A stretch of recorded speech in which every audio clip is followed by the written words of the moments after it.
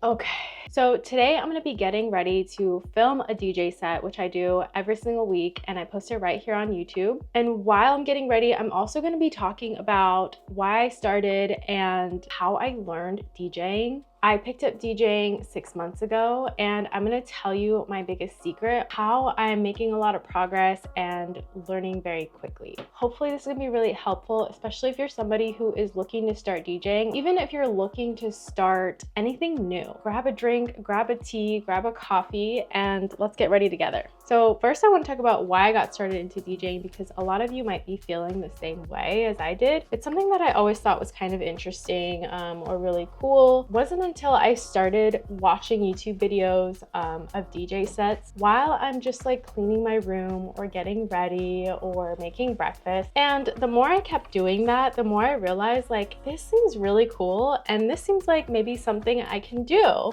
And so I looked into it and I was like, what DJ equipment do I need? And it just seemed so overwhelming because people were just saying all kinds of different things on like Reddit and stuff, and I just had no idea where to start, and it seemed really overwhelming. I didn't know how much it was going to cost me to get the equipment that I needed, and so I basically just kind of gave up on it for a little while. A few months go by and I see another DJ set on YouTube and I was like, I could really do this. And this girl didn't seem like she had a ton of equipment. Like she had a really small like controller. I sent the video to my brother who actually had been DJing for like 10 years. And I was like, what does she have?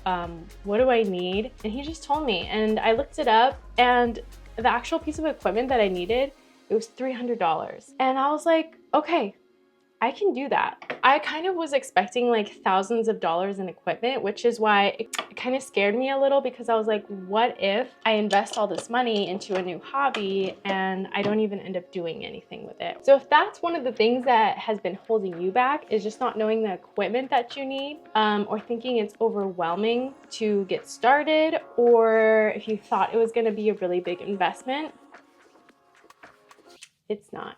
Another thing is, if you've been feeling like, oh, that sounds really cool, like I've always wanted to DJ, if you've ever like felt that pull at all, even just a little tiny bit, like that's probably a sign that you should do it. Okay, yeah, so those were basically like most of my hurdles. Some of those like online sources, they just made things like way too confusing and way too difficult, when all you really need is like one DJ controller, a pair of headphones, and a laptop.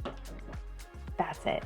Okay, so then I buy the DJ controller and I start doing YouTube tutorials, and I'm just kind of learning techniques and how to even start mixing two songs. And one of the biggest like mistakes I was making in the very beginning, I was trying to mix songs that I just liked on Spotify. And I was having a real hard time with that. I just wasn't really making much progress and I was getting kind of frustrated, and so I wasn't really practicing that much. It wasn't until my brother and his family came to visit and he showed me how he mixes his songs. From there, I really understood what kind of songs to use for DJing with long intros and outros. And lo and behold, what do you know, is I actually can start to mix songs together, and it sounded good and it started to become more fun. And so that really unlocked a piece of the puzzle for me. Is like, once I figured out how to mix two songs together, I was like, oh, okay, now I'm starting to do it. Now I'm actually starting to DJ. So then right then and there, I decided I'm gonna start doing weekly DJ sets. So then I had all the pieces kind of together. I had the foundation and the basics down. I could mix two songs together, and I had committed to doing a weekly set. And at that point, there was nothing to it but to just do it. I put my first set together, filmed it on Sunday, put it out there, came out of the closet basically, because up until that point I had not shared with many people that I was trying this. And mind you, my first set that I posted was absolute garbage. But at the time, I was so proud of myself and I was having fun with it. This is my number one secret. It's not really a secret, but my biggest hack for learning something new very, very quickly. And like, I've already told you what it is. So you probably already know this, but like, how do you get better with anything, with any skill, any hobby, anything at all, is you have to practice, right? You have to practice. You have to practice to get better. If you want to learn to play guitar, you have to practice. If you want to play piano, you have to practice. If you want to play basketball, you got to practice. You know this. But a lot of times we pick up something new, we're not good at it, we suck, and then we like give up before things really take off. Here's the part that I want you to hear. This is my biggest hack.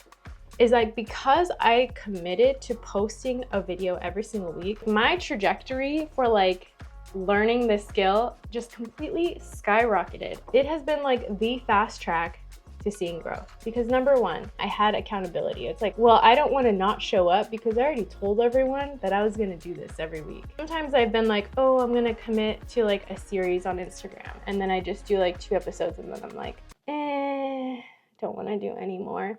But for some reason for this, I was just like really committed. I was like, no, I'm gonna do this thing. Then I had the added benefit of like, since it was recorded, I can go back and watch myself and see and kind of like hear and listen to, okay, how did this feel as a set from an observer standpoint, from like a non-biased, non-judgmental, just kind of like a person listening. So I would listen to it, and I still do this. I listen to my sets after I post them all week, and I just listen for like things that can be better. What didn't sound good and what did sound good? What could be better? What do I need to improve on? Like, what skills do I need to improve on?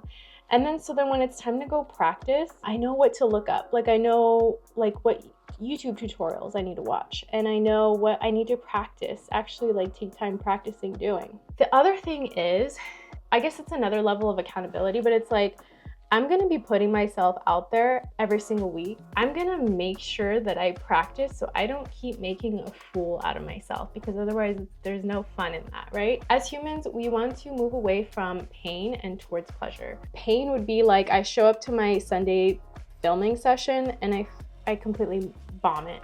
And what would be like the other side of that is like, I show up to my filming session and I completely just nail it, and it was fun, and I had so much fun doing it, and I felt confident.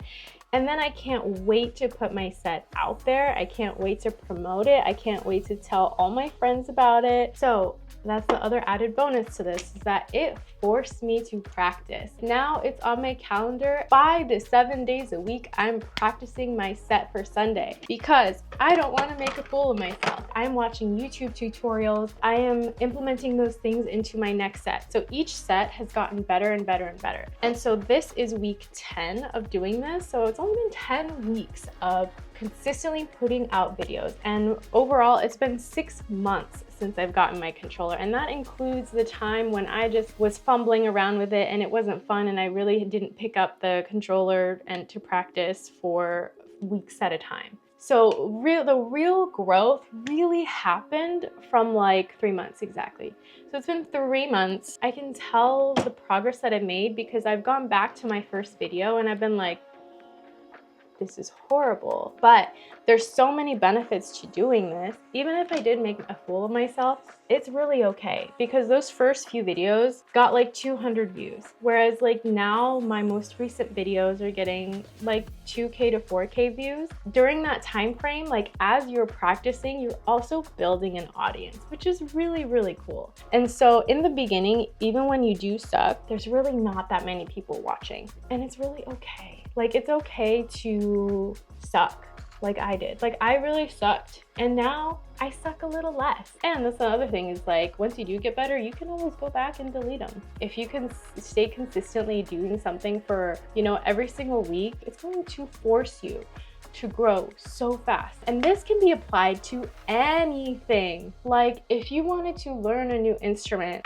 make a video a week. You will get so much better so quickly than the people who just, like how I did it in the very beginning, where I was like, I'm just gonna practice when I have time for it. You realize you suck and it's not fun, and then you don't end up practicing, because we don't like to feel like we suck. We don't like to feel incompetent at something. We actually have the most fun doing things that we know how to do already and that we're experts at. For me, it took me putting that kind of pressure on myself of like, I'm gonna film a DJ set every single week and put it online, even though I suck. Be willing to make a fool out of yourself. And that's something actually I really had to overcome, is like, I've always kind of been a perfectionist and I really cared about what people think. And so those are like really things that I had to overcome personally in order to do this. I really had to get out of my own way. And the way I did that is I'm really into personal development. I love courses.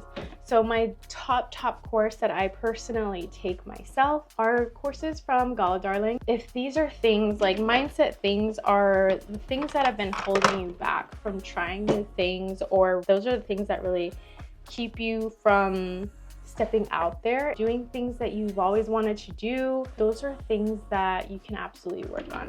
So I highly recommend Gala Darling. If you have never heard of her, just look her up on YouTube and just like see what she's all about. So some of the other things that's kept me going and kept me really consistent in doing this is like making it really fun. So like I said, like as humans, we always want to go towards pleasure. So like, how can you make your weekly thing fun? Make it more fun. Like I would brainstorm like, what are ways I can make my set more fun? Each week I was always trying to implement something that would make it more fun for me, because then that becomes something that you actually look forward to, and instead of like dreading. So you can really talk yourself out of it by being like, too busy, I didn't practice this week. Those are all excuses that we give up to ourselves because it just feels too painful. I get all dressed up for it. I do like crazy makeup looks. I usually put on like some crystals or some glitter or pink eyeliner, which I'm gonna add pink eyeliner, I forgot. I have fun designing my set, lighting it up all crazy with pink lights and neon and disco balls. I have fun planning my outfits. Gives me an excuse to like buy sparkly tops and dresses, use makeup that I normally wouldn't do. I think that also really helps in staying consistent and staying committed. Another idea would be like, even if you don't post a video, but like, what if you did a gathering for your friends and family and you performed a live DJ set for them once a week, or whatever you're trying to do.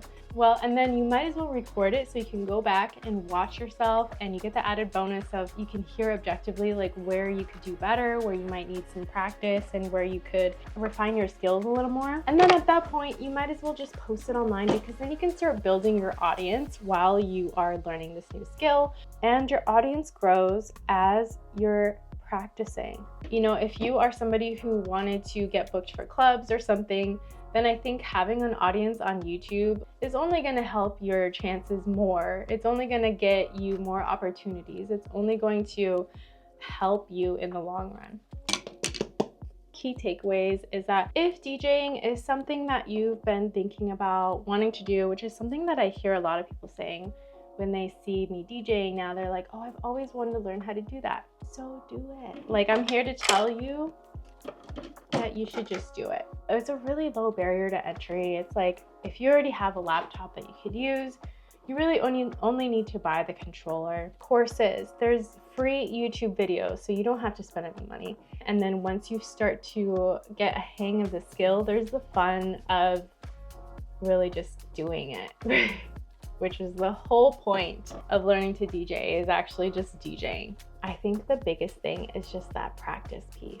And I think if you commit to doing a weekly DJ set and posting it online every single week, that's going to force you to practice. It's going to force you to get better very quickly.